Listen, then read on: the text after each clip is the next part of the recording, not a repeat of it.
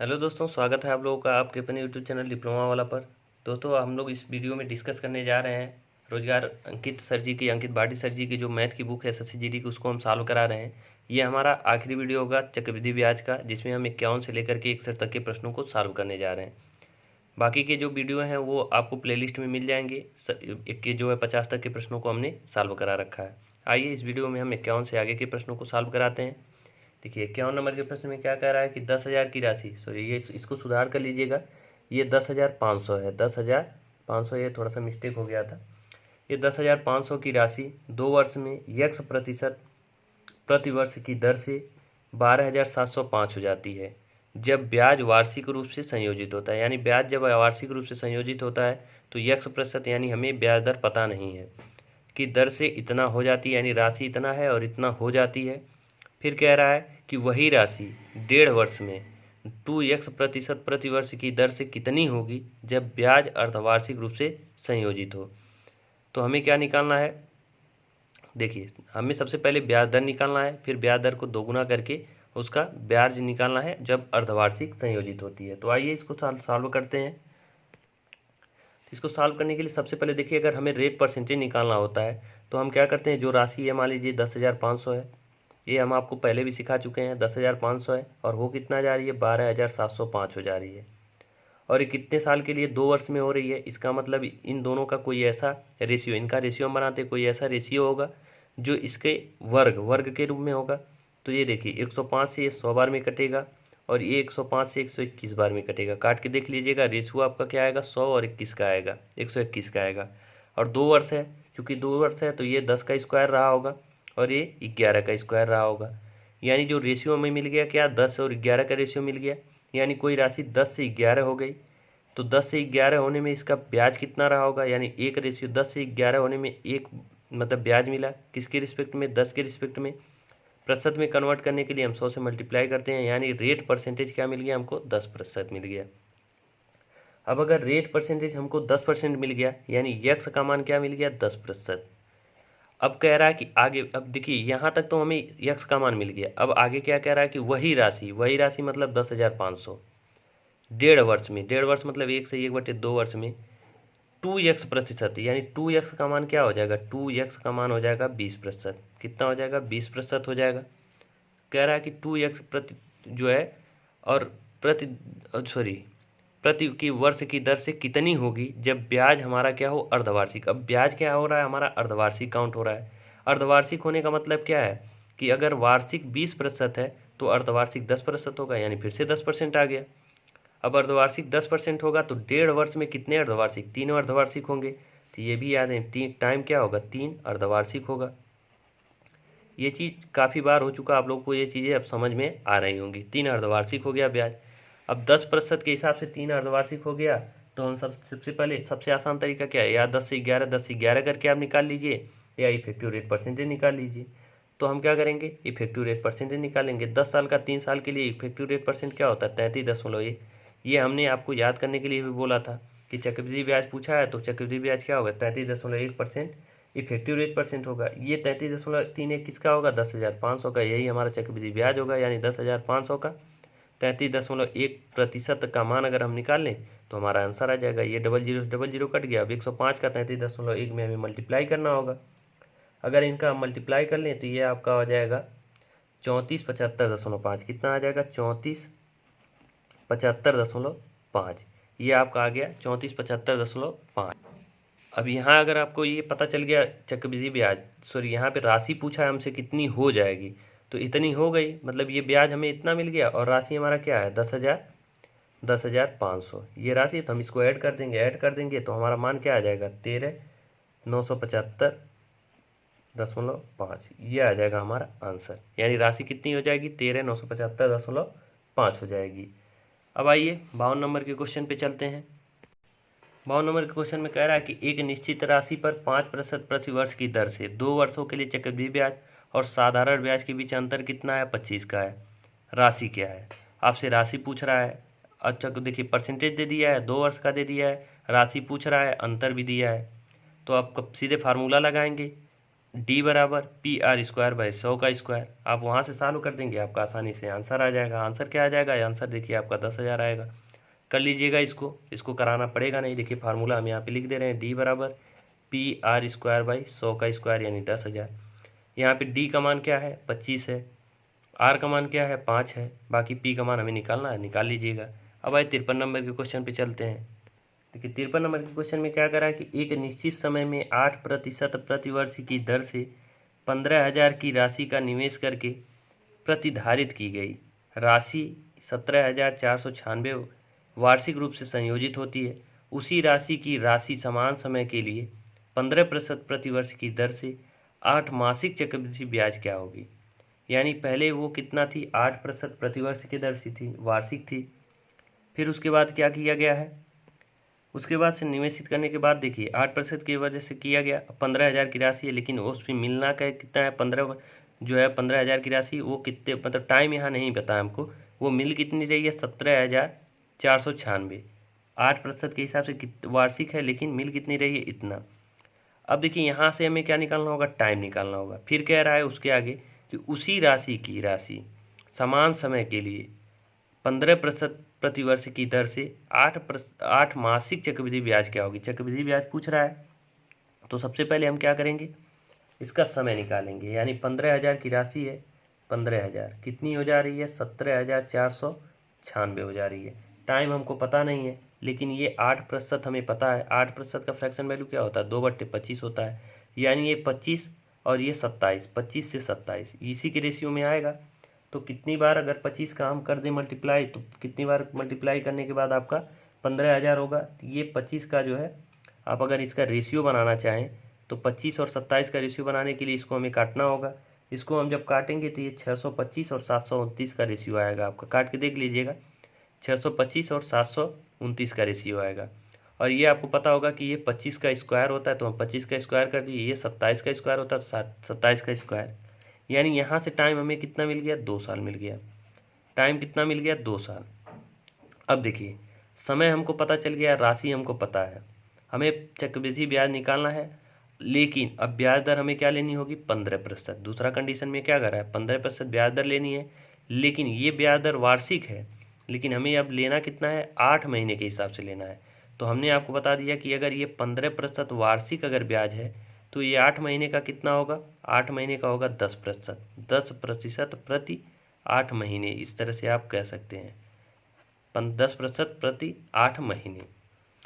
अब अगर 8 महीने के हिसाब से देखें और टाइम हमारा कितना है? 2 साल। तो 2 साल में कितने 8 महीने के जोड़े बनेंगे? 3 बनेंगे। तो यानी आपका क्या ब्याज हम इस तरह से निकाल सकते हैं कि 10% के हिसाब से 3 साल का, तो 15,000 की हमारी राशि है, हम यहाँ पे करते हैं। और हमें निकालना क्या है? हमको निकालना है अमाउंट निकालना है। यानी 10% के हिसाब से तीन जो है 8 महीने बनेंगे, 3 8 महीने बनेंगे। लेकिन इसका इफेक्टिव रेट परसेंट हमको पता है। इफेक्टिव रेट परसेंट क्या होता है? 10% का। तीन 8 बार, मतलब 3 बार के लिए कितना होगा?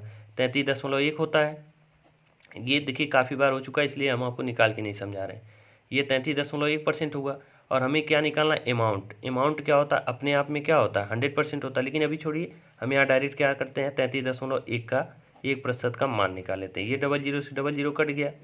फिर इसको अगर आप कैलकुलेट कर देंगे तो ये आपका कितना बनेगा? ये आपका 0 से क्या होगा? ये एक 10, मतलब 0 से ये दशमलव खत्म हो जाएगा।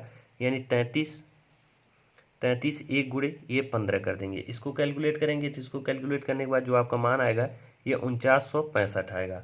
ये 4965 आपका क्या है? ये चक्रवृद्धि ब्याज आया।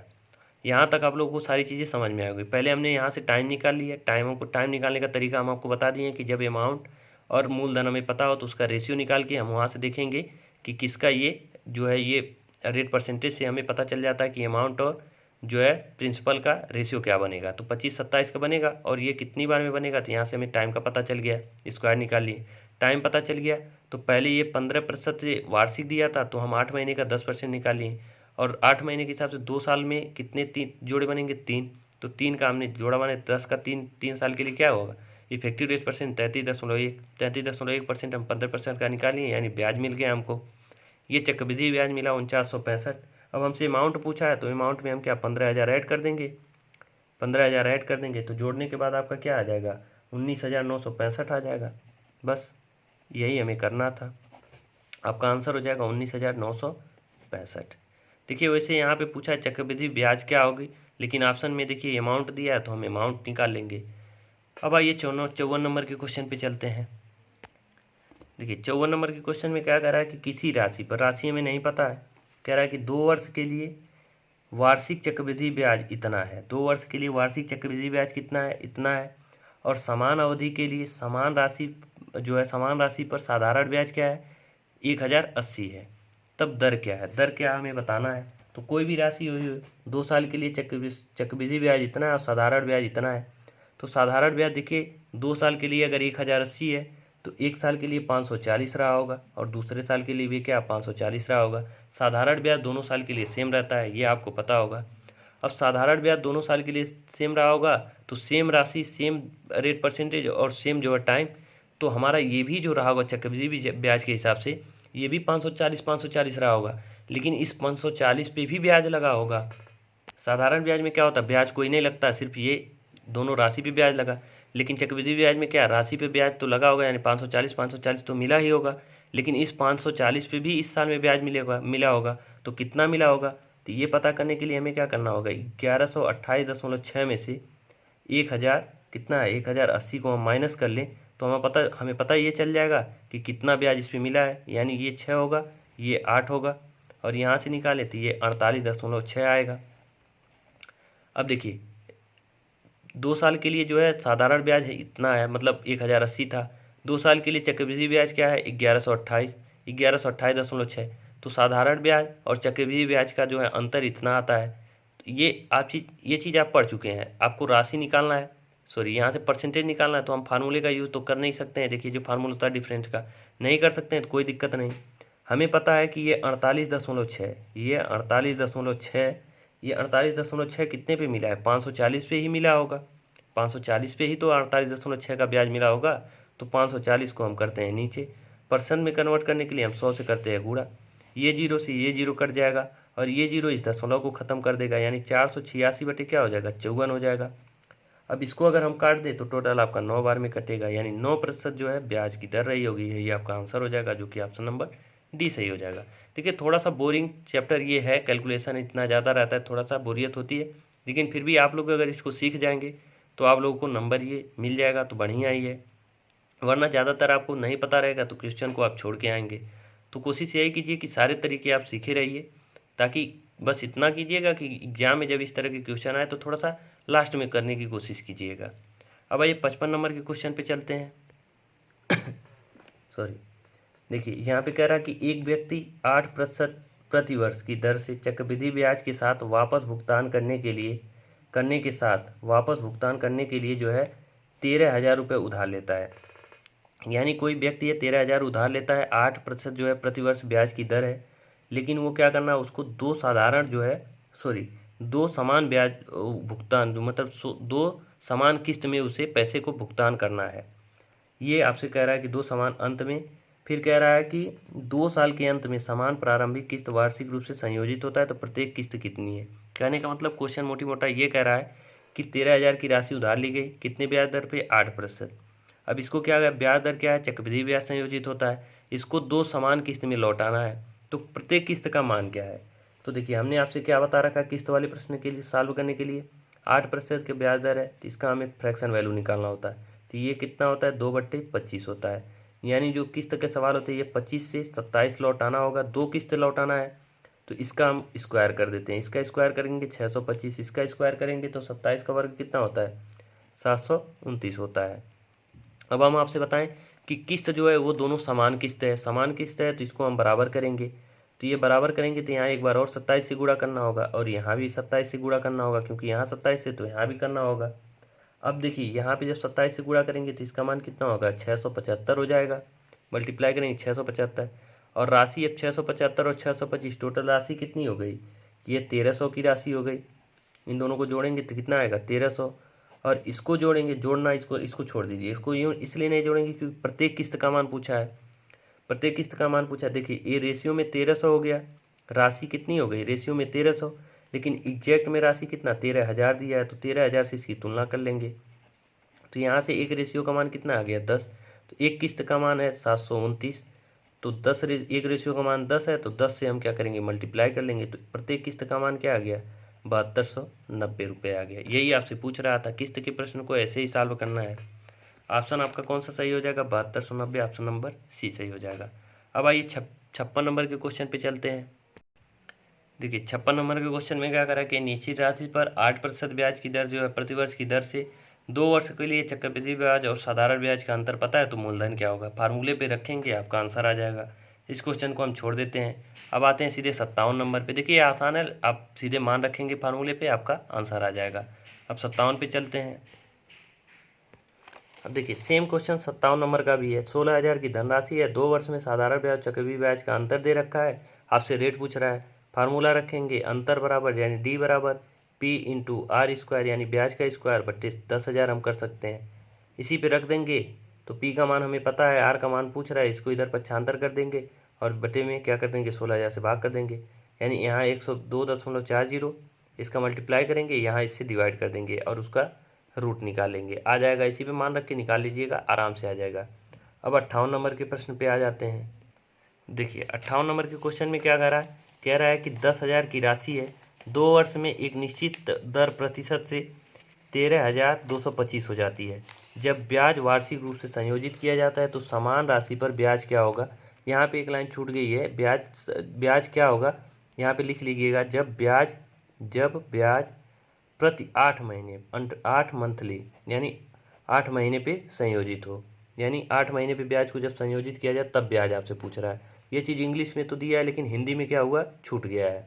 तो सबसे पहले हम क्या करेंगे 10,000 की राशि कितना हो जाती है 2 वर्ष में, इतना हो जाती है, तो हमें यहाँ से रेट परसेंटेज निकालना होगा। तो रेट परसेंटेज हम कैसे निकालते हैं, 10,000 है और कितना हो जाती है 13,225 हो जाती है 2 साल में, यानी जो ये रेशियो आएगा वो 2 साल के लिए आएगा। मतलब सबसे पहले हम इसका रेशियो बनाएंगे, तो देखिए ये 20 से हम काट देंगे, ये 20 बार में कटेगा और ये 23 बार में कटेगा। इसको काट के देख लीजिए, टुकड़ों में काटेंगे तो 20 और 23 में कटेगा, तो ये 20 और 23 का रेशियो आएगा, यानी 20 है जो 23 हो रहा है, यानी ब्याज इस पर कितना मिल रहा है 3 का मिल रहा है, बटे में 20 करेंगे और 100 से ये मल्टीप्लाई कर देंगे, ये 20 से कटेगा 5 बार में, यानी रेट प्रतिशत हमारा क्या आएगा 15% आएगा।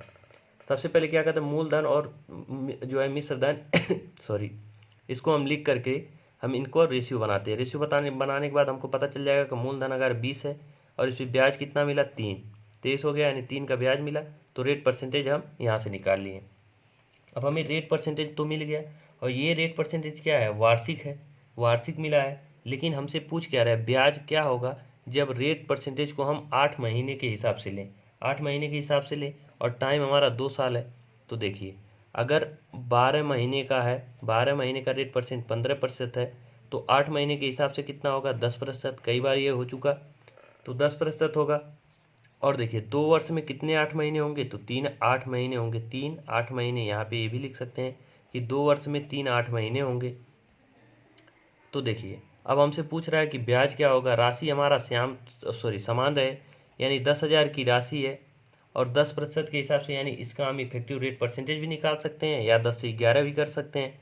तो सिंपल सा ये तरीका हम सीधे सीधे ये कर लेते हैं कि 10 का क्यूब और ये 11 का क्यूब, ये कर लेते हैं। 10% के ब्याज 3 8 महीने के लिए, तो इसका मान क्या हो जाएगा 100 इसका मान हो जाएगा 1331, और ये 1,000 रेशियो में है, एग्जैक्ट वैल्यू क्या है 10,000 है, एग्जैक्ट वैल्यू 10 है, तो एक रेशियो का मान क्या आ जाएगा 10। और यहाँ से अगर हम ब्याज देखें तो ब्याज कितना होगा 331, ये सब चीज़ें कई बार हो चुकी, और एक रेशियो का मान 10, तो 331 रेशियो का मान क्या 3310 हो जाएगा, यही हमारा आंसर हो जाएगा, ऑप्शन नंबर सी 3310 रुपये। अब आइए 59 नंबर के क्वेश्चन पे चलते हैं। देखिए 59 नंबर के क्वेश्चन में क्या कह रहा है कि यदि 3 सही 3/8 राशि, यहाँ पे देखिए देना चाहिए था मिश्रधन, लेकिन जो भी दिया है उसी के हिसाब से हमें क्वेश्चन को सॉल्व करना है। इतना राशि 3 वर्ष के बाद वार्षिक चक्रवृद्धि ब्याज दर पर राशि का 3 गुना, यानी यहाँ भी राशि है यहाँ भी राशि है, लेकिन यहाँ हमें समझने वाली बात यह है कि इस राशि यानी मूलधन का 3 वर्ष के बाद चक्रवृद्धि ब्याज की दर पे इस मूलधन का 3 गुना इतना हो जाती है, तब हमें ब्याज की दर क्या है। कहने का मतलब यह है कि यहाँ पे अगर हम मान लेते हैं कि माना धनराशि हमारी कितनी है, धनराशि यक्स है। अगर धनराशि क्या है, यक्स है, तो इस पे 3 वर्ष के बाद चक्रवृद्धि ब्याज की दर पर जो मिश्र धन होगा, यानी मिश्र धन क्या होगा, इस राशि का 3 गुना होगा। इस राशि का 3 गुना कहने का मतलब ये है, यहाँ 3 गुना देने का कोई मतलब नहीं है, 3 गुना देने से कुछ नहीं निकलने वाला है। सीधे सीधे इसको यहाँ पे ये क्वेश्चन ये होना चाहिए था कि 3 से 3/8 राशि 3 वर्ष से चक्रवृद्धि ब्याज उस राशि का मतलब राशि का इतना गुना है, उस राशि का क्या है, इतना गुना है। तो इतना मान लेते हैं यहाँ पे धनराशि क्या है, यक्स है। धनराशि क्या है, यक्स है। अगर धनराशि हम मान लिए यक्स है तो 3 वर्ष के बाद वो जो अमाउंट होगा इस धनराशि का कितना होगा, 3 से 3/8 गुना, यानी 8 3 24 3 27/8 गुना होगा, यानी 27/8 और इस राशि का गुना होगा तो इस राशि का, यानी ए अमाउंट हो गया। हम फार्मूला कौन सा लगा रहे हैं, ए बराबर पी इंटू 1 + r/100। और इस पर क्या होता है, समय होता है टी, तो टी हमारा कितना है, 3 वर्ष है, यानी ये अमाउंट हमारा हो गया। राशि का कितना, इतना, ये अमाउंट दिया है, अमाउंट ध्यान रखिएगा, उस राशि का इतना गुना है तो राशि का उतना। फिर राशि हमने क्या मान रखा है, यक्स। 1 + r हमसे पूछ रहा है 100, और ये समय कितना दे रखा है, 3। अब ये यक्स से आपका यक्स कट जाएगा, और देखिए ये आपका 1 + r/100, और ये क्यूब है, मतलब क्यूब है, क्यूब इधर जाता है तो क्यूब रूट होगा, क्यूब रूट होगा तो ये 3 का होता है, इस क्यूब 3 त्रिका 9 त्रिक 27, ये 2 का क्यूब होता है, यानी 1 + r/100 बराबर कितना आ गया, 3/2। और यहाँ से अगर हम r/100 बराबर 3, एक को हम इधर पक्षांतर कर लें तो क्या इसका मान 1/2 आ जाएगा, आप कहेंगे बिल्कुल आ जाएगा।